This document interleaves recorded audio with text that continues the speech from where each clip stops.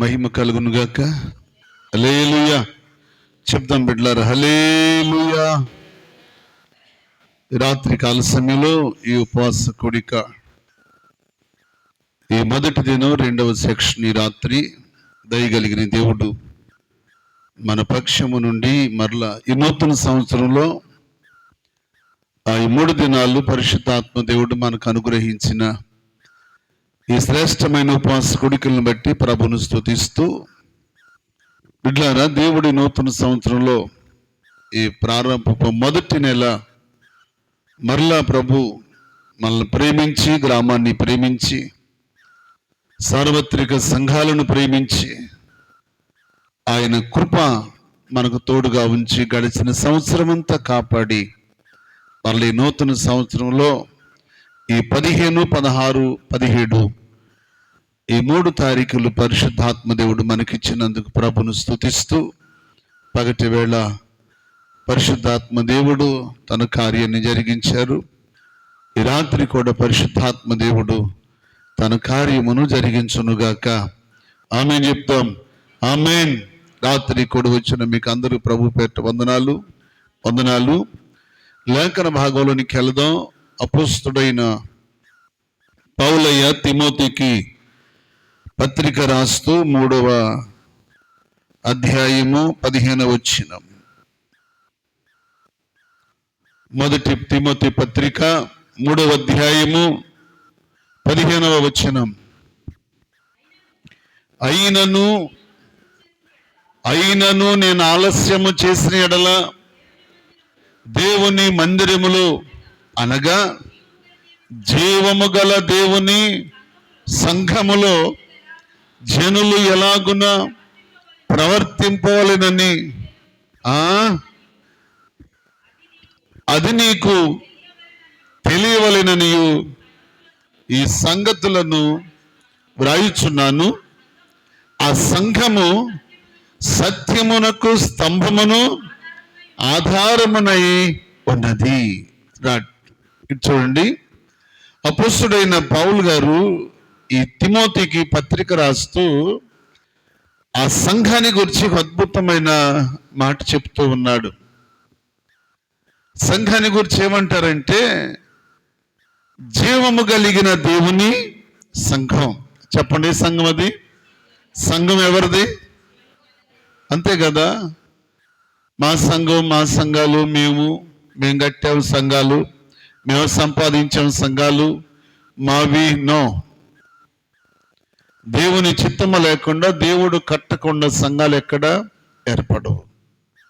ఒకవేళ మనిషి ప్రయాసపడి కడితే అది నిలబడేది కాదు. దేవుని చిత్త ప్రకారము కట్టబడిన సంఘాలే నిలబడతాయి, బలపడతాయి, స్థిరపడతాయి. దేవుని స్తోత్రం. పౌలయ్య పేతురికి పత్రిక తిమోతికి ఈ పత్రిక రాస్తూ అంటున్నాడు, నా కుమారుడా తిమోతి, ఆ సంఘం ఎటువంటిది అనుకున్నావు? చెప్పండి, ఎటువంటిది? సత్యమునకు స్తంభము లాంటిది. సత్యమునకు స్తంభమును ఆధారమునై ఉన్నది. అలాంటి సంఘం మధ్యలోనికి వెళ్ళి సువార్తను ప్రకటించాలంటే, అలాంటి సంఘం మధ్యలోకి వెళ్ళి పత్రిక చదవాలి అంటే దానికి సమర్థుడవు నీవేనని ఈ పత్రికను నీకు అప్పగిస్తున్నాను. దేవుని స్తోత్రం. నువ్వు సమర్థుడు అని పంపిస్తున్నాను. నిజమే, పౌలయ్య జైల్లో ఉంటే ఈ పత్రికల ద్వారా సువార్తను ప్రకటించిన సమర్థుడు తన ప్రియ కుమారుడైన తిమోతి. తిమోతి చాలా మంచివాడు. తిమోతి పౌలుకు మంచి సహకారిగా ఉండేవాడు, మంచి ఆత్మీయ కుమారుడు. అందుకనే ఆ సంఘాల మధ్యకి వెళ్ళేటప్పుడు చాలా జాగ్రత్తగా ఉండాలి. ఆ సంఘాలు సామాన్యమైనవి కావు. ఎందుకంటే ద మోస్ట్ సీనియరు పౌలయ్య సువార్త ప్రకటించిన సంఘాలలోకి, గురువు గారు వెళ్ళి ప్రకటించిన సంఘంలోకి శిష్యుడు వెళ్తే ఎలా ఉంటుంది? చెప్పండి, ఎలాగుంటుంది? ఆ సంఘము వాక్యానుసారంగా ఎదిగే సంఘం, ఆ సంఘము వాక్యానుసారంగా బలపడిన సంఘం, ఆ సంఘము వాక్యములు స్థిరపడిన సంఘం. అలాంటి అనుభవం కలిగిన వారి మధ్యకి సీనియర్ల మధ్యకి జూనియర్ వెళ్తే కొంచెం ఇబ్బందిగానే ఉంటుంది. అయినను తిమోతి సామర్థ్యం కలిగిన వాడని పౌలకి తెలుసు. అందుకే తిమోతిని ఆ సంఘ మధ్యకి పంపిస్తూ ఈ ఉత్తరాన్ని రాసి పంపించాడు. బిడ్డలారా, ఈ పత్రికలన్నీ కూడాను మనకు కొన్ని అనుభవాలు నేర్పుతూ ఉంటాయి. సంఘ స్థాపన ఎలాగుండాలో, సంఘం ఎలాగుండాలో, సంఘం ఎటువంటి స్థితిగతులు కలిగి ఉండాలో, ఆ సంఘం ఎలాంటి బలం కలిగినై ఉండాలో ఈ పత్రికలు మనకు అనుభవాన్ని నేర్పుతాయి. ఈ సంఘము సత్యమునకు స్తంభము లాంటిది. బలమైన సంఘం విశ్వాసములోను, ప్రార్థనలోను, పాటల్లోనూ, వాక్యములోనూ చాలా బలమైనది, అనుభవం కలిగిన సంఘం. ఈనాటి సంఘాలు ఆనాటి సంఘాల్లాగా అనుభవం కలిగిన సంఘాల వలె ఉండాలని నా ప్రభు కోరుకుంటున్నాడు. దేవుని స్తోత్రం. అనుభవమైన జీవితాలు మనకు కావాలి. గత సంవత్సరం లేని అనుభవం ఈ సంవత్సరం మనకు కావాలి. గత సంవత్సరం పొందలేని అభివృద్ధి సంవత్సరం పొందాలి. గత సంవత్సరం కోల్పోయిన వాటిని ఈ సంవత్సరం తిరిగి మరలా సంపాదించుకోవాలి. గత సంవత్సరం ఎక్కడ బలిపీఠం కూలిపోయిందో, గత సంవత్సరం ఎక్కడ విశ్వాసం కూలిపోయిందో, ఎక్కడ నీ భక్తి పడిపోయిందో, నీ అవిధేయత వల్ల, నీ సోమరితనం వల్ల, నిద్రపోతుతనం వల్ల, నీ తిండిపోతుతనం వల్ల, నీ అవిశ్వాసం వలన ఎక్కడ గత సంవత్సరము విశ్వాసములను పడిపోయావో తిరిగి మరలా అక్కడి నుంచే లెగాలి. దేవుని స్తోత్రం. అక్కడి నుంచే లెగాలి. అప్పుడే అనుభవానికి మరలా రాగలుగుతాం. అక్కడి నుంచే మరలా మనం సిద్ధపడాలి. అందుకే బిడ్డలారా, ఆ సంఘము ఎవరిది? దేవునిది. దేవుని సంఘం. ఏ దేవుడు చెప్పండి? జీవము కలిగిన దేవుని సంఘం. సామాన్యమైనది కాదండి. జీవము కలిగిన దేవుడు, ఆయన మందిరములో మనతో నడిచే దేవుడు. జీవము కలిగిన వాడు కనుక నడుస్తాడు. జీవము కలిగిన దేవుడు కనుక మాట్లాడతాడు. జీవము కలిగిన దేవుడు కనుక మన మధ్యలో సంచరిస్తాడు. అందుకే మన మధ్యలో నడిచే దేవుడు, సంచరించే దేవుడు, విశ్వాసమునకు కర్త అయిన దేవుడు మన మధ్యలో ఉండగా మనము నిర్జీవం కలిగిన స్థితిలో ఉండకూడదు. ఆయన జీవము కలిగిన దేవుడు, సజీవుడైన దేవుడు, పరిశుద్ధుడైన దేవుడు. ఆయన పిల్లలమైన మనము సంఘము బ్రతుకున్న సంఘమా, సచ్చిన సంఘమా? చెప్పండి. బ్రతుకున్నదే. జీవము కలిగిన సంఘం, జీవము కలిగిన దేవుడు. జీవము కలిగిన దేవుణ్ణి తీసుకెళ్ళి ఆ మూల పెట్టి, అక్కడ ఫోటో పెట్టి, ఒక దండేసి, అక్కడ క్యాండిల్ వెలిగించి, ఏంటి పరిస్థితులు? నా యేసయ్య ఎవరండి? జీవము కలిగిన దేవుడు. జీవము కలిగిన దేవునికి నువ్వెవరు ఆయటానికి? మరణించిన వారికి జ్ఞాపకార్థానికి దండలు వేసుకుంటారు, లైట్లు పెట్టుకుంటారు, పూలు పెట్టుకుంటారు, ఏయో చేసుకుంటారు వాళ్ళు. కానీ మనం ఆరాధించే దేవుడు సజీవుడైన దేవుడు. దేవుని స్తోత్రం. అంతే. నువ్వు బ్రతుకున్నావు, నేను బ్రతుకున్నాను.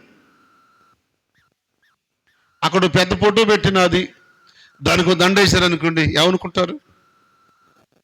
చెప్పండి, మాట్లాడరే. అరే అయ్యగారు బాగానే ఉన్నారుగా, అదేంటి, ఎవరు చేశారా పని అని అడుగుతారు. జ్ఞానం కలిగిన వాళ్ళు చేయరు. సజీవుడైన దేవుణ్ణి ఆరాధించే వాళ్ళు చేయరు. పరిశుద్ధుడైన దేవుని పిల్లలు చేయరు. జీవము కలిగిన దేవుని సంఘము ఆ పని చేయదు. జీవము కలిగిన సంఘము ఆ పని చేయదండి. నిర్జీవమైన స్థితిలో బ్రతికే వాళ్ళు అలాంటి పనులు చేయగలుగుతారు. నా ప్రభు బిడ్డలారా, మన దేవుడు సజీవుడైన దేవుడు. ఆయన మన మధ్యలో సంచరించే దేవుడు, నడిచే దేవుడు. మర్చిపోవద్దు మీరు ఎప్పుడు. నువ్వు ఇంటి దగ్గర ఉన్నా, ప్రయాణం చేసినా, పనికి వెళ్ళినా, ఉద్యోగంలో ఉన్నా, వ్యాపారంలో ఉన్నా, నువ్వు ఏ స్థలములో ఉన్నా, నా దేవుడు నేను ఉన్న స్థలములో ఆయన సంచరిస్తున్నాడు. దేవుని స్తోత్రం.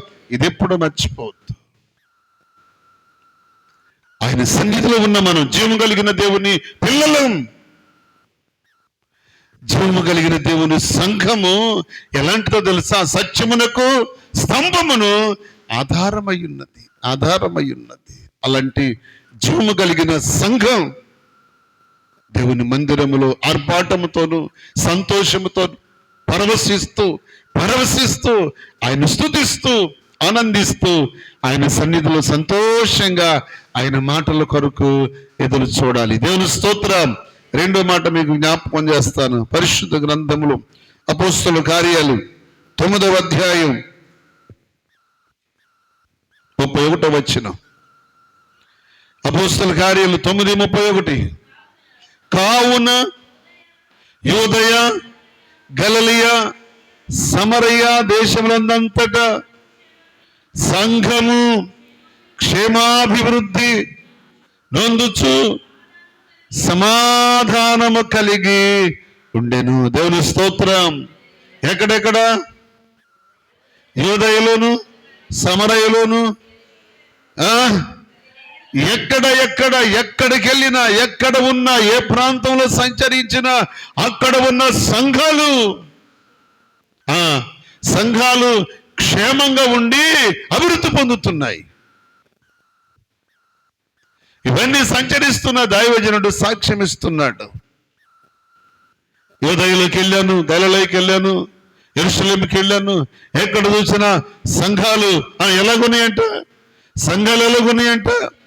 క్షేమాభివృద్ధి పొందుతున్నాయి, సమాధానం కలిగి ఉన్నాయి, క్షేమంగా ఉన్నాయి, సమాధానం కలిగి ఉన్నాయి, అభివృద్ధి పదములో నడుస్తూ ఉన్నాయి సంఘాలు. అవే జీవము కలిగిన దేవుని సంఘాలు. జీవము కలిగిన దేవుని సంఘాలు అభివృద్ధి పొందాలి. జీవము కలిగిన దేవుని సంఘాలు సంతోషంగా ఉండాలి. జీవము కలిగిన దేవుని సంఘాలు అభివృద్ధి పదములో ముందుకు సాగాలి. గడిచిన సంవత్సరము ఎక్కడ నువ్వు అభివృద్ధి పొందలేకపోయావు, ఈ సంవత్సరము నా దేవుడు నక్కడే అభివృద్ధి పొందించునుగాక. ఆమె చెప్తాం. అక్కడే అభివృద్ధి పొందిస్తాడు ఆయన. ఎందుకో తెలుసా? నా ప్రక్కన నా దేవుడు ఉన్నాడని నమ్మితే, నాకు సహాయం చేసే దేవుడు నాకున్నాడని నమ్మితే, జీవము కలిగిన దేవుడు నాకున్నాడని నమ్మితే, జీవము కలిగిన దేవుని సంఘాన్ని నువ్వు విశ్వసిస్తే నీ జీవితాన్ని సంవత్సరం దేవుడు నూరంతలుగా హెచ్చించగలడు. దేవుని స్తోత్రం. హల్లెలూయా. అందుకనే ఈ సాక్ష్యాలు. దైవజనుడు గలిలయకి వెళ్ళినా, యూదయకి వెళ్ళినా, సమరయకి వెళ్ళినా, యెరూషలేముకి వెళ్ళినా, ఎక్కడికి వెళ్ళినా సంఘాలు ఎలాగున్నాయంట? విస్తరిస్తున్నాయి, అభివృద్ధి పొందుతున్నాయి, నెమ్మది కలిగి ఉన్నాయి, సమాధానం కలిగి ఉన్నాయి, అభివృద్ధి పదములు నడుస్తున్నాయి సంఘాలు. ఆ సంఘాలను చూసి దైవజనుడు సంతోషిస్తాడా, ఏడుస్తాడా? సంతోషపడతాడు. నా దేవుని బిడ్డలారా, సంఘాలు ఎక్కడ ఉన్నా అభివృద్ధి పొందాలి. ఎవరిలో? క్రీస్తు యేసులో అభివృద్ధి పొందాలి. ఆధ్యాత్మికంగా అభివృద్ధి పొందాలి. బాహ్య సంబంధంగా కాదు బిడ్డలారా, ఆత్మీయంగా కూడా సంఘము అభివృద్ధి పొందాలి. ఆత్మీయంగా ఎంత అభివృద్ధి పొందితే సంఘాలు అంతగా విస్తరిస్తాయి. ఎందుకో తెలుసా? ఆత్మీయతలో అభివృద్ధి పొందిన విశ్వాసి మౌనంగా ఉండలేదు. ఆత్మీయంగా ఎదిగిన బిడ్డలు వారు విన్న వాటిని, కన్న వాటిని ఏదైతే వారి చెవులతో వింటారో, దైవజనుడు చెప్తున్న వాక్యాన్ని విని దాన్ని మనసులో భద్రపరుచుకుని తెలియని వారికి సువార్త వాళ్ళే ప్రకటిస్తారు. దేవుని స్తోత్రం. సంఘాలు విస్తరించడానికి, సంఘాలు బలపడటానికి, సంఘాలు అభివృద్ధి పొందడానికి సంఘమే సంఘాన్ని కనాలి. ఈ 2026 సంవత్సరంలో సంఘం అనుకున్న బాధ్యత ఏంటో తెలుసా? సంఘమే సంఘాన్ని చెప్పండి కనాలి. అంతే. దేవుడు మీకు ఇచ్చిన గొప్ప భాగ్యం అది. కనుక బిడ్డలారా, ఈ రాత్రికాల సమయంలో మూడో మాట మీకు చెప్తాను. ఫిలిప్పీ పత్రిక 1వ అధ్యాయము 23వ వచనం. ఫిలిప్పీ పత్రిక 1వ అధ్యాయము 23వ వచనం.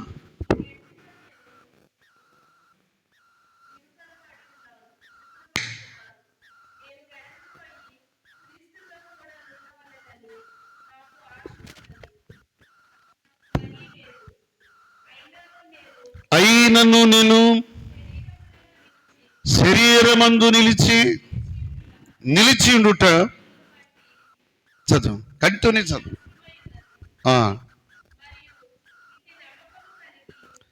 23 మొదటి అధ్యాయం 23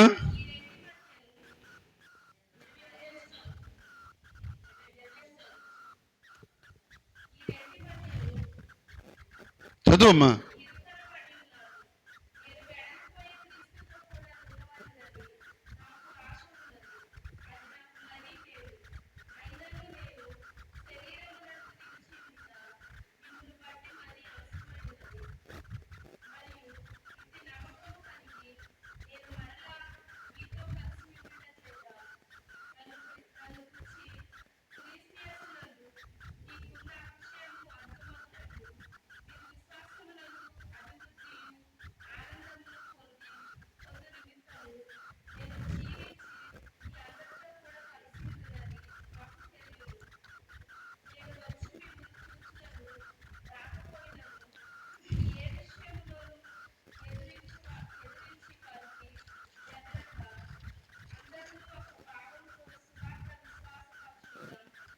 ఒక్క నిమిషం.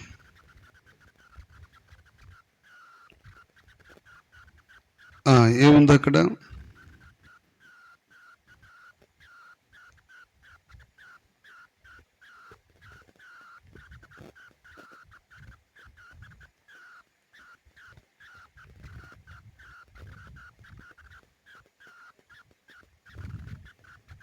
రైట్.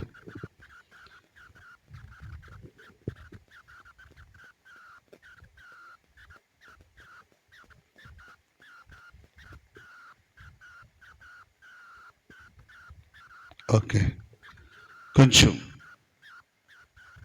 2వ అధ్యాయము 2వ వచనం చూస్తే, మీరు ఏక మనస్కులగునట్లు ఏక ప్రేమ కలిగి ఏక భావము గలవారై ఉండి ఒక్కదాని యందే మనస్సుంచుచు నా సంతోషమును సంపూర్ణము చేయుడి.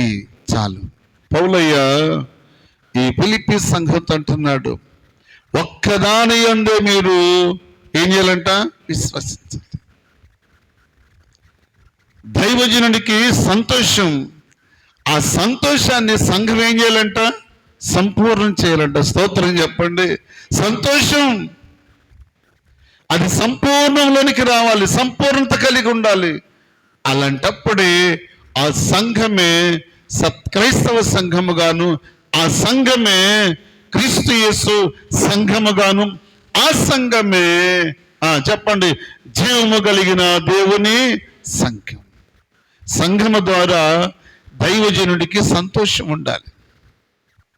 పౌలయ్య అంటాడు, దుఃఖపడి బాధపడి మరలా మీ విషయమై నేను ప్రసవేదన పడవలసింది, పడుస్తున్నాను. దైవజనుడు సంఘం విషయంలో ప్రసవేదన పడటం కాదు, సంతోషించాలని పౌలయ్య ఇక్కడ ఈ మాట చెప్తా ఉన్నాడు ఫిలిప్పీ సంఘానికి. దుఃఖ పెట్టద్దు, బాధ పెట్టద్దు. మీరన్ని విషయాల్లో అభివృద్ధి పొందుతూ ఉంటే, అన్ని విషయాల్లో సంతోషంగా ఉంటే, మీరందరూ ఏక మనసు కలిగి ఏకభావం కలిగి మీరందరూ సంతోషంగా ఉంటే దైవజనుడు కూడా సంతోషంగా ఉంటాడు. అంతేకాదు ఆ సంతోషము సంపూర్ణమవుతుంది. అలాంటి సంతోషం కలిగి ఉండాలని ఈ ఫిలిప్పీ సంఘానికి పౌలయ్య ఈ అద్భుతమైన మాట జ్ఞాపకం చేస్తాడు. హెబ్రీ పత్రిక 13వ అధ్యాయము 12వ వచనాన్ని చూస్తే, హెబ్రీ పత్రిక 13వ అధ్యాయము 12వ వచనం, కావున యేసు కూడా తన స్వరక్తము చేత రక్షణ పరిశుద్ధపరచుటకై దేవుని ఎదుట శ్రమ పొందెను. ఏం చేయటానికంట? సంఘాన్ని పరిశుద్ధపరచడానికి, సంఘాన్ని పవిత్రులుగా చేయడానికి, సంఘాన్ని శుద్ధులుగా చేయటానికి, సంఘాన్ని పాపము నుండి శాపము నుండి విడిపించడానికి ఆయన ఎక్కడంట చెప్పండి? గౌని ఎదుట ఏమంటాడు? శ్రమ. శ్రమ. సంఘము కొరకు దేవుడు శ్రమలు పొందాడు. సంఘము కొరకు దేవుడు గాయాలు పొందాడు. సంఘము కొరకు దేవుడు రక్తాన్ని సిందించాడు. ఆ సిందించబడిన రక్తమే ఆయన అంటాడు, నేను స్వరక్తం ఇచ్చి సంపాదించిన తన సంఘం, తన ప్రజలు. ఏమిచ్చాడు సంఘం కొరకు దేవుడు? సొంత రక్తాన్ని ఇచ్చాడు. కోడుల రక్తం కానీ, పశువుల రక్తం కానీ, గొర్రెల రక్తం కానీ, ఏ రక్తము ద్వారా సంఘము పరిశుద్ధపరచబడదని తెలిసి ఈ లోకాన్ని, ప్రజలను పవిత్రులుగా, పరిశుద్ధులుగా, నిష్కళంకులుగా చేయాలని ఆయన గౌని ఎదుట శ్రమలు అనుభవించి కలువరి శిలువలో ఆయన వ్రేలాడి రక్తాన్ని చిందించి స్వరక్తముతో మనలను దేవుడు సంపాదించుకున్నాడు. మనం ఎవరి సంఘం చెప్పండి? ఆయన అంటాడు, ఇదిగో నేను స్వరక్తం ఇచ్చి సంపాదించిన నా సంఘం. ఎవరంటారు ఈ మాట? దేవుడే. తన సంఘం, దేవుని సంఘం. ఆ సంఘాన్ని కాయాలంటే, ఆ సంఘాన్ని మేపాలంటే, ఆ సంఘాన్ని అభివృద్ధి పరచాలంటే, ఆ సంఘాన్ని క్రీస్తు యేసు ఎదుట నిలబెట్టాలి అంటే, పౌలా నిన్ను నీవు ఎంతగా తగ్గించుకుంటావో, పౌలా నిన్ను నువ్వు ఎంతగా సరి చేసుకుంటావు, పౌలా నిన్ను నువ్వెంత నలగొట్టుకుంటావో నీ ఇష్టం. అద్భుతం ఏంటో తెలుసా? సౌలు పౌలుగా మారిన తర్వాత దేవుడు ఆ ఇంట్లో ఉండగానే పౌలుని గురించి మంచి సాక్ష్యం ఇస్తాడు. ఏమని? ఇతడు నా నామము కొరకు ఎన్ని శ్రమలైనా పడతాడు. ఎన్ని శ్రమలైనా పడుటకు నేను ఏర్పరచుకున్న సాధనం, పాత్ర నేను ఏర్పరచుకున్నాను. ఎన్ని శ్రమలైనా పడతాడు. 12 మంది శిష్యుల గురించి ప్రభువారు ఈ మాట ఎవరి గురించి అనలేదు, కానీ సౌలు పౌలుగా మారిన తర్వాత పౌలు గురించి దేవుడు అద్భుతమైన సాక్ష్యం చెప్తాడు. ఇతడు నేను ఏర్పరచుకున్న సాధనం, పాత్ర. ఎన్ని బాధలైనా భరిస్తాడు, ఎన్ని శ్రమలైనా భరిస్తాడు. సంఘము, ఆయన సంఘము, ఆయన సిలువలో పడిన బాధలు మనం పడలేం కానీ, ఆయన కొరడా దెబ్బలు మనం భరించలేం కానీ, ఆయన బళ్ళెప్పబోవటం మనకు రాదు కానీ, ఆయన గాయాలు మనకు రావు కానీ, బిడ్డలారా కొంతైనా ఆయన పడిన శ్రమలలో మనము కొడెమవాలి, పాలివారం అవ్వాలి. స్తోత్రం చెప్పండి. పౌలయ్య అంటాడు, ఆయన మిగిల్చిన వాటిలో నేను కూడా పాలివాడు. వాటిని కంటిన్యూ చేయాలి. ఆ శ్రమలు నేను కూడా అనుభవించాలి, ఆ బాధలు నేను కూడా అనుభవించాలి. అందుకే పౌలయ్య అంటాడు, నేను క్రీస్తుతో కూడా సిలువేయబడ్డాను, క్రీస్తుతో కూడా సిలువేయబడ్డాను. సిలువ వేసుకునే అనుభవం పౌలయ్య వాడతాడు అన్నమాట. బిడ్డలారా, దేవుని కోసం నమ్మకంగా బ్రతకాలి. సంఘము దేవునిది, దేవుని పిల్లలు మనం. ఆయన ముఖ దర్శనం చూడవలసిన పిల్లలు. ఆయన రూపాన్ని మనకిచ్చాడు, ఆయన ఆత్మను మనకిచ్చాడు, ఆయన శరీరాన్ని మనకిచ్చాడు, ఆయనకున్నదంతయు మనకిచ్చి ఆయన రిక్తుడుగా రిక్తుడుగా రిక్తుడుగా ఈ భూమి మీద ఉండి జీవించాడు. ఆ దేవుని బిడ్డలారా, ఆయన మరణించి పునరుద్ధారణై ఆరోహణమై వెళుతూ వెళుతూ పరిశుద్ధాత్మను మన మధ్యకు పంపించాడు. ఆ ఆత్మే మన మధ్యలో చెప్పాలా నడుస్తా, ఆత్మ మన మధ్యలో సంచరిస్తూ ఉంది, మన మధ్యలో సంచరిస్తుంది ఆత్మ. ఆయన పిల్లలు ఎక్కడుంటే అక్కడే, ఆయన బిడ్డలు ఎక్కడ ఉంటే అక్కడ ఆయన ఆత్మ ఉంటుంది వారితో. నీతో నాతో మన మధ్యలో ఆయన ఆత్మ సంచరిస్తూ ఉంటుంది. అంతేగాని పరిశుద్ధాత్మ దిగిరా, పరిశుద్ధాత్మ దిగిరా, పరిశుద్ధాత్మ దిగిరా అని అరవాల్సిన అవసరం ఏమీ లేదు. ఆల్రెడీ పరిశుద్ధాత్మ మధ్యలో సంచరిస్తుంది. ఆయన పిల్లలు ఎక్కడుంటే ఆయన సన్నిధి మనతోనే ఉంటుంది, ఆయన ఆత్మ మనతోనే ఉంటుంది. నువ్వు మంచి చేసిన పక్కనే ఉంటుంది, చెడు చేసిన పక్కనే ఉంటుంది. అది నువ్వు గ్రహించలేవు. ఒకప్పుడు తెలియదండి మనకి. చెడు చేస్తున్నా ఎవరు మనం చూడలేదు, కానలేదు అనుకున్నాం. కానీ మనతో ఏ ఆత్మ చూస్తుంది? పరిశుద్ధాత్మ చూస్తుంది.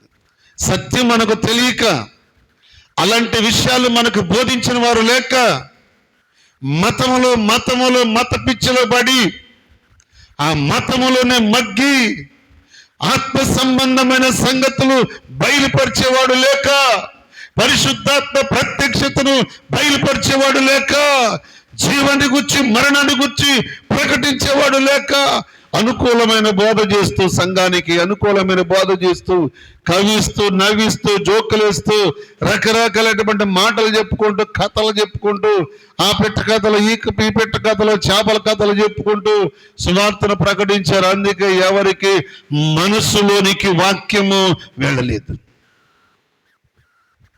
కానీ వాక్యం ఏంటో మనకు తెలిసిన తర్వాత, వాక్యమై ఉన్న దేవుడు ఏంటో మనకు తెలిసిన తర్వాత, వాక్యమై ఉన్న దేవుని మనం హత్తుకున్న తర్వాత, ఆయన కలువరి శిలువ రక్తం మనల్ని కడిగిన తర్వాత, పరిశుద్ధుల సంఘంలో మనల్ని చేర్చిన తర్వాత, క్రీస్తు యేసు సైనికురాళ్ళుగా మనల్ని ఏర్పరచుకున్న తరువాత, క్రీస్తు యేసు సంఘముగా ముద్ర వేసిన తరువాత, క్రీస్తు రక్తములు కడిగి పవిత్రపరిచి ఉదక స్నానము చేత నిలబెట్టిన తరువాత అప్పుడు మనకు అర్థమైందో, ఓ పరిశుద్ధాత్మ మనతోనే ఉంది,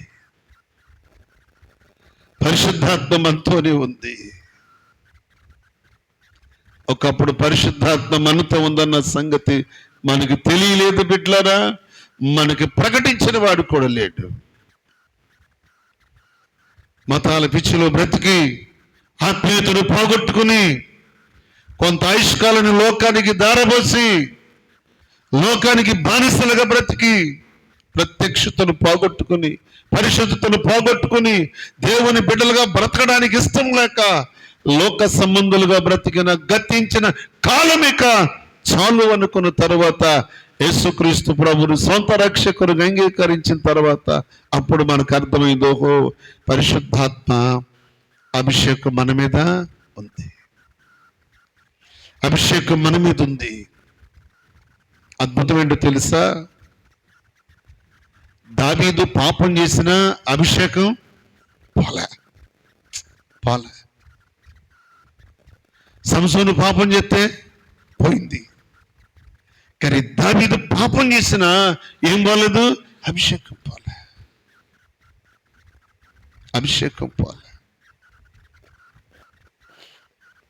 ఆ అభిషేకం దావీదు మీద ఉంది కనుకనే పశ్చాత్తాపడగలిగాడు. దేవుని స్తోత్రం.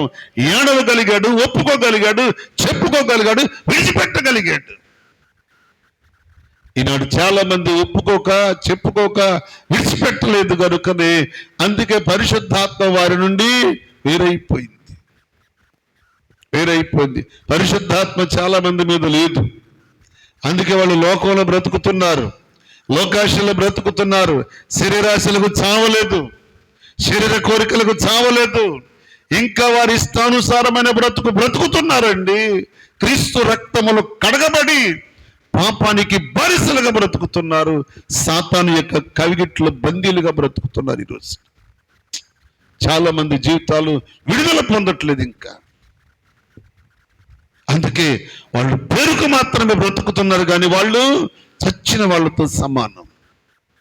పాపి దేవుని దృష్టిలో చచ్చిన వాడితో సమానం. అంతే.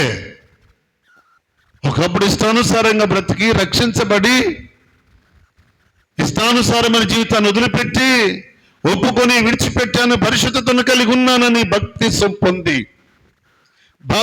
పొంది ఇప్పుడు వేషధారిగా బ్రతుకుతున్నారు.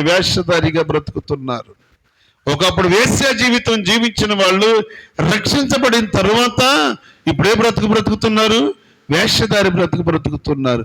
అందుకే నా ప్రభు ఉన్నాడు, వేశ్యకైనా పరలోకం ఉంది కానీ వేషధారికి లేదు.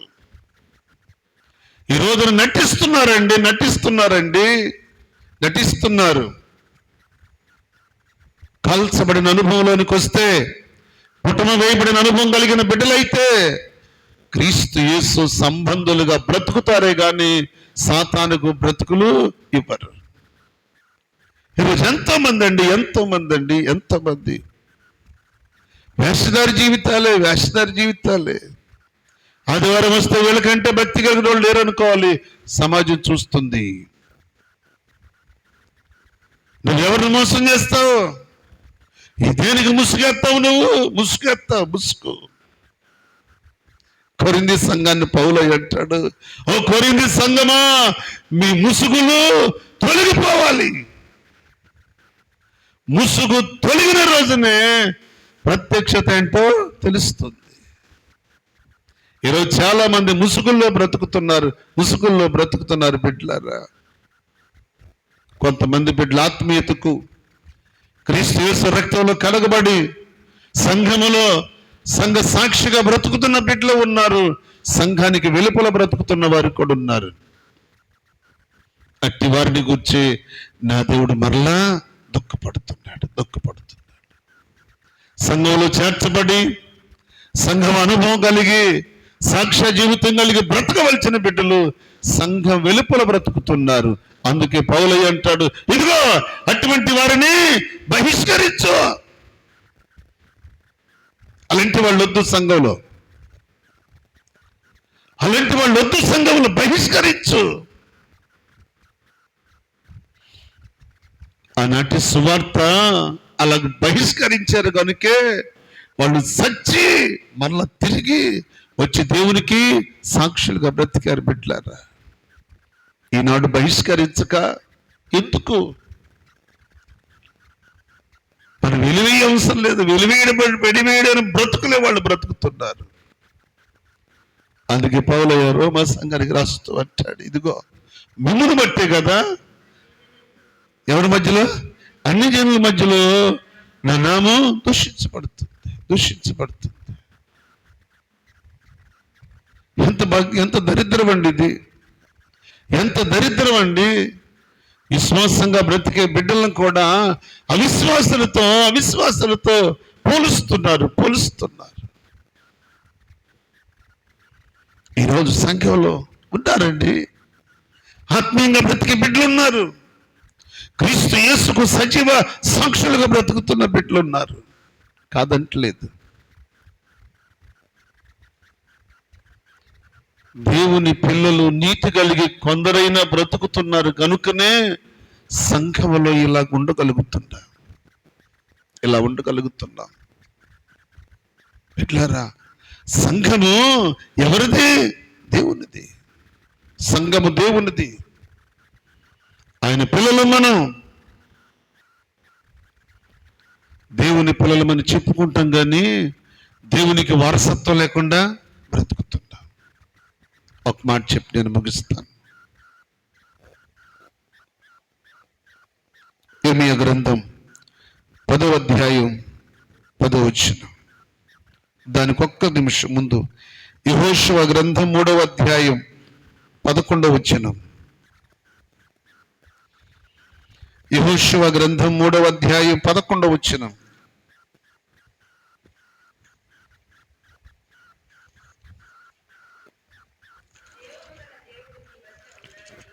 జీవము గల దేవుడు మీ మధ్య ఉన్నాడనియు ఆయన నిశ్చయముగా మీ ఎదుట నుండి కనానీయులను, హిత్తీయులను, హివ్వీయులను, పెరిజ్జీయులను, గిర్షీయులను, అమోరీయులను, జెబూషీయులను వెళ్ళగొట్టననియు దీని వలన మీరు తెలుసుకుంటారు. చూడండి బిడ్డలారా, మోషే గారు చనిపోయిన తర్వాత నాయకత్వంలోకి వచ్చింది ఎవరు? యెహోషువ. మోషే గారు మరణించిన తర్వాత ఇశ్రాయేలు ప్రజల కొరకు ఎవరు కలవరపడలేదు. ఎందుకో తెలుసా? మోషే బ్రతికుండగానే నాయకత్వానికి ఏర్పాటు చేశాడు. ఎవరిని? యెహోషువ. మోషే దేవుణ్ణి అడుగుతాడయ్యా, నా పరిస్థితి బాగోలేదు, నన్నేం చేయమంటావు ప్రభా? ఈ ప్రజలను, ఈ అమాయక ప్రజలు, గొర్రెలంటి ప్రజలను పరిపాలించడానికి నాయకుడు కావాలి అని మోషే దేవుని సన్నిధిలో ప్రార్థన చేస్తే దేవుడు అంటాడు, మోషే అవసరాన కాలమందు నీ చేతుల మీద నీళ్లు పోసాడే. ఎవరు? నూను కుమారుడైన యెహోషువ నీ చేతుల మీద నీళ్లు పోసాడే. సంఘంలోనే ఉన్నాడు. ఎవరు? యెహోషువ సంఘంలోనే ఉన్నాడు, కార్యక్రమాలు చూసుకుంటున్నాడు, ఇన్ని పరిస్థితులు అన్నీ జరుగుతున్నాయి. కానీ దేవుడు పేరు పెట్టి నూను కుమారుడైన యెహోషువ ఉన్నాడే, అతన్ని నాయకత్వాన్ని పెట్టు. దేవుని స్తోత్రం. పెట్టారా? యెహోషువ నాయకత్వం అద్భుతమైనది. యెహోషువ నాయకత్వం అద్భుతమైనది. యెహోషువ నువ్వు భయపడకు, నిబ్బరము కలిగి ధైర్యముగా ఉండు. నేను మోషేకు తోడై ఉండినట్లు నీకును తోడై ఉంటాను. భయపడద్దు. నేను నీ దేవుడను, అబ్రహాము దేవుడను, ఇస్సాకు దేవుడను, యాకోబు దేవుడను, నీ దేవుడను. నువ్వు భయపడద్దు. యెహోషువ ఎంత ధైర్యం తెచ్చుకున్నాడు తెలుసా బిడ్లారా? అందుకే యెహోషువ నాయకత్వం చేతబట్టిన తర్వాత మొట్టమొదట ఎదురైంది ఏంటి? యొర్దాను నది. యెహోషువ నాయకత్వానికి వచ్చిన తర్వాత మొట్టమొదట దాటవలసిన నది ఏదంటే యొర్దాను. ఈ ప్రజలందరిని దాటుకొని యొర్దాను దాటుకొని వెళ్ళాలి. అంటే యొర్దాను రెండుగా చీలాలి అంటే ఇప్పుడు మోషే తన గురువు గారు కర్రతో కొట్టాడు దీన్ని, ఎర్ర సముద్రాన్ని. ఇప్పుడు యొర్దానుని ఏం పెట్టి కొట్టాలి? మోషే గారు వెళ్తా కర్ర నాకు ఇవ్వలేదే. ఇచ్చాడా? ఇవ్వలే. కానీ యెహోషువ ఆలోచన ఏంటో తెలుసా? యెహోషువ బిడ్డలారా ఎవరిని పిలిచాడో తెలుసా? ఆగండి. మందసాన్ని తయారు చేసేవాడు ఆ మందలో ఉన్నాడు. ఎవరు? మందసాన్ని తయారు చేసేవాడు ప్రజల్లోనే ఉన్నాడు. ఆ వ్యక్తి పేరే బెసలేలు. స్తోత్రం చెప్పండి. బెసలేలు మంచి పనివాడు, మంచి పనివాడు. బెసలేలు మందసాన్ని తయారు చేసేవాడు. ఇప్పుడు ఆ మందసాన్ని తీసుకుని ఎంతమంది పెద్దలు? 7 పెద్దలు, యాజకులు, 7 బోర్లో మందసం, ప్రజలకి మందసానికి ఎంత దూరం ఉండాలో అదంతా కూడా ప్రజలకు ఆజ్ఞాపించి ప్రయాణం చేయమని చెప్పాడు. ఎవరు? యెహోషువ. ఇప్పుడు వాళ్ళు ప్రయాణం చేస్తూ ఉంటే బిడ్డలారా మందసాన్ని మోస్తున్న యాజకులు ఉన్నారే, యాజకులు వాళ్ళు మందసాన్ని మోసుకుంటూ వచ్చి యాజకుడు పాదం మోపాడు. ఎక్కడ? చెప్పండి ఎక్కడ? యొర్దాను ఒడ్డు మీద పాదం అలాగ మోపగానే యొర్దాను రెండుగా చెల్లింది. తప్పడు కూడా భయపడతాం. హల్లెలూయా. యొర్దాను ఒడ్డున అలాగూ యాజకుడు కాలు మోపడం లేదు. యొర్దాను రెండుగా చీలిపోయింది. ఇప్పుడు యాజకుడు కాలు పెడితే చీలిందా? ఎవరిని బట్టి యొర్దాను రెండుగా చీలింది? మందసం. దేవుని మందసాన్ని మోస్తున్నారు యాజకులు. మందసాన్ని మోసే యాజకుడు తన పాదాలు పవిత్రమైనవి, పరిశుద్ధమైనవి. దేవుని స్తోత్రం. అంతే. అడుగు పెట్టాడో లేదో యొర్దాను రెండుగా ప్రవాహంగా వెళుతుందంట. యొర్దాను చచ్చిపోయింది. అద్భుతాన్ని చూస్తూ అంటారు, సర్వలోకనాథుడైన యెహోవా నిబంధన మందసమును మోయు యాజకులు. ఏ మందసం మోస్తున్నారు నీలో? సర్వలోకనాథుడైన దేవుడు, సజీవుడైన దేవుడు. అలాంటి గొప్ప దేవుని మందసాన్ని మోస్తున్న యాజకుడు ఉన్నాడే, ఆ యాజకుడు యోర్దాను అడ్డును అడుగు పెట్టగానే అది రెండుగా చీలింది. కుడి ఎడమల ఏకరాశిగా నిలిచిపోయి, ఎర్ర సముద్రం ఎలాగో ఏకరాశిగా నిలిచిందో సేమ్ టైం యోర్దాను కూడా అలాగే. అద్భుతం. అక్కడ కర్రతో కొడితే ఇక్కడ కాలు పెట్టగానే రెండు. మోషే కాలంలో మందసాన్ని ముయ్యలేదు, కానీ యెహోషువ కాలం వచ్చరికి మందసము ఎక్కడ ఉంటే ప్రజలు అక్కడ దీవెనకరంగా ఉంటారు. దేవుని స్తోత్రం. మందసమును నీ ఇంటిలో ఉండటానికి ఇష్టపెట్టు. దేవుని పిల్లలుగా అరే రే రే రే అప్పులతో బాధపడుతున్నారంటారు. ఎవరు? ఒబేదోదోము. చెప్పండి. అప్పులతో నాన్న ఇబ్బందులు పడుతున్నాడు, తిప్పలు పడుతున్నాడు ఒబేదోదోము. అంతకుముందు కిరియత్తర్యం ఇంటిలో 20 సంవత్సరాలు ఉంది. ఏంటది? మందసం. కానీ ఆ మందసము దావీదు పురానికి తీసుకెళ్లాల్సిన మందసము బండి మీద పెట్టినందుకు, ఉజ్జా చనిపోయినందుకు దావీదు తనతో ఉన్న వాళ్ళు మందసాన్ని బండిని వదిలిపెట్టి పారిపోతే ఆ బండి తిన్నగా వచ్చి ఎక్కడాగింది? ఒబేదోదోము ఇంటి మెట్ల దగ్గర. ఒబేదోదోము ఆ మందసాన్ని భద్రంగా తీసుకుని చెప్పండి, తీసుకుని వెళ్ళి మందసాన్ని ఎక్కడ ఉంచాలో,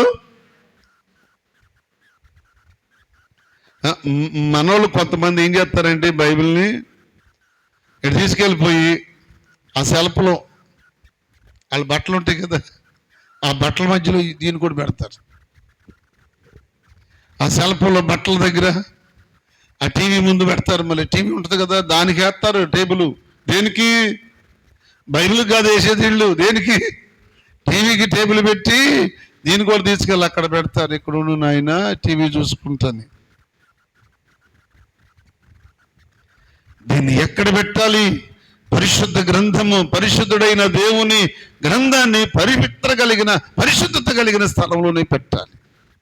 ఎక్కడ పడితే అక్కడ పడేయటమే. బిడ్లారా, నువ్వు వాక్యానికి విలువ ఇచ్చిన రోజున నా దేవుడు నీకు కూడా విలువిస్తాడు. మందసానికి విలువనిచ్చారు యాజకులు. అందుకే ఆ మందసములో ఉన్న ప్రభావము యాజకుల్లోకి వచ్చింది. దేవుని స్తోత్రం. మందసములో ఉన్న ప్రభావము యాజకుల్లోకి వచ్చింది. ఈ యాజకుడు పాదము యోర్దాను ఒడ్డును పెట్టగానే యోర్దాను రెండుగా ప్రభావము నీలోనికి రావాలి అంటే నువ్వు మందసాన్ని మోసిపెట్టగా ఉండాలి. దేవుని స్తోత్రం. ఆత్మీయతలు, విశ్వాసములు బలంగా ఉండాలి, కానీ బలహీనంగా, నిరాశగా, నీరసంగా, ఏదో పోగొట్టుకున్న వాళ్ళలాగా మందిరంలోకి వచ్చి కూర్చొని దిగాలుగా నో. జీవము కలిగిన దేవుని సంఘం, జీవము కలిగిన దేవుని ఎదుట సంతోషముతో, ఆనందముతో ఆయన వైపు చూస్తూ, ఆయన మాటలు ఆస్వాదిస్తూ, నా జీవితానికి ఇదే చాలు, నా బ్రతుకు ఇదే చాలు అయ్యా, మీ సన్నిధి నాతో ఉంటే చాలు, మీరు నా మధ్యలో ఉంటే చాలు, నా ఇంట్లో నేను ఉన్నావు నమ్మాలి. నువ్వు పవిత్రమైన బిడ్డవైతే, పరిశుద్ధమైన బిడ్డవైతే, నీ ఇల్లు పరిశుద్ధంగా ఉంటే పరిశుద్ధుడైన దేవుడు నీ ఇంట్లో కూడా సంచరిస్తాడు. కానీ నీ ఇల్లు పరిశుద్ధంగా లేకపోతే, అబ్రహాం భార్య గుడారములో ఉంటే చెట్టు కింద ఆగారు. ఎవరు?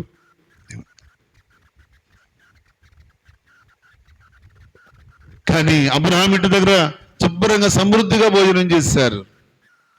ఆ తర్వాత లోతు ఇంటికి వెళ్తే, లోతున్నాడు ఇంటికాడ? లోతు ఇంటికాడ లేడు. ప్రార్థనా పరుడైతేగా, విశ్వాసం కలిగినడైతేగా, భక్తి కలిగినడైతే మధ్యాహ్న కాలమందు పాడు చే రోగాలు తరుముతాయని ఆయన పాదాలు చెంత ప్రార్థన చేస్తాడు. దేవుని స్తోత్రం. మధ్యాహ్న కాలమందు జాగ్రత్త. లోతు భార్యము ఎక్కడుంది? ఏ టీవీ కాడకు పోయిందో ఎవరో తెలుసు? ఏమ్మా, లోతు భార్య అప్పుడు టీవీలు లేవనుకోండి, బహుశా ఎడకపోయిందో తెలియదు, కానీ లోతు మాత్రం ఊరు గవిని దగ్గర ఆ రోడ్లంట సెంటర్లో కూర్చొని బాతకాన్ని వేస్తున్నాడు లోతు. కానీ అబ్రహాము శారాలు ఎండవేళ గుడారములో ఉండి దేవుణ్ణి స్తుతిస్తున్నారు. దేవుని స్తోత్రం. అందుకు అబ్రహాం ఇంటికి దేవుడు వచ్చి, నీ ఇల్లు దేవునికి ఇష్టమైతే లోతు తీసుకొచ్చి అంటాడు, అయ్యలారా ఈ రాత్రి నా ఇంట ఉండమంటే ఏమన్నారు తెలుసా? నీ ఇంటికంటే నడివీధులు ఉండుట. అంటే లోతు ఇంటికంటే నడివీధి మేలయ్యింది దేవునికి. అలాంటి పరిస్థితులు మనకు రాకముందు బిడ్డలారా, సంఘము జీవము కలిగిన దేవుని సంఘం, మనం ఆరాధించే దేవుడు జీవము కలిగిన దేవుడు. ఆయనకు సాక్షిగా ఉండాలి తప్ప నిర్జీవమైన జీవితం జీవిస్తూ మరు మనసు పొంది రక్షించబడి కూడా లోకంలో పాపములో శాపములో బ్రతుకుతున్నారు అంటే అందుకే వాళ్ళ జీవితాలు అరకొరగానే ఉంటాయి. ఒకవేళ పైకి బాగానే ఉన్నాం అనుకున్నా అంతరంగములో వాళ్ళకి నెమ్మది ఉండదు. అన్నమాటే వేశ్యకు అంతరంగములో నెమ్మది ఉండదు, సమాధానం ఉండదు, వేషధారికి ఉండదు. నా ప్రభు బిడ్డలారా, క్రీస్తు రక్తములో కడగబడిన బిడ్డలు ఆయన ఉన్నట్లుగా ఉంటేనే ఆయన ఉన్న స్థలములో ఉండగలుగుతారు. అంతే. ఆయన ఉన్నట్టు ఉంటేనే సంఘం, ఆయనలాగా బ్రతికితేనే సంఘం, ఆయనలాగా జీవిస్తేనే సంఘం, ఆయన పోలి బ్రతికితేనే సంఘం, లేకపోతే లేదు. అంతేగాని నువ్వు అనుకరణ బ్రతకొద్దు, అనుసరించు. స్తోత్రం చెప్పండి. ఆయన అనుసరించాలి కానీ అనుకరించకూడదు.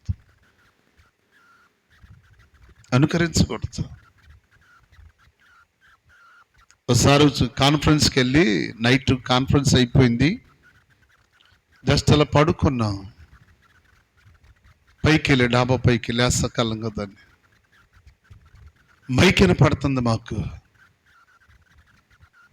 ఓహో మైక్ వినపడుతుంది, దైవజనుడు ఇక్కడికి వచ్చాడు, వెళ్ళొద్దాం పదండి అని ఆ పడుకున్న వాళ్ళు నలుగురు లేపి నేను గబగబా వెళ్ళాం.